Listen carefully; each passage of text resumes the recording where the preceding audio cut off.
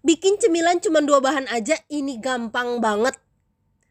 Semua bahan lengkapnya aku tulis di kolom caption. Pertama aku siapin dulu kulit lumpianya, lalu aku potong. Aku pakai pisau dari Idealef, dia tajam banget ya. Ini warnanya gold, cantik dan mewah banget. Aku potong jadi 4 dulu. Next aku potong lagi, jadi 1 bagian kulit lumpia aku potong jadi 8 ya.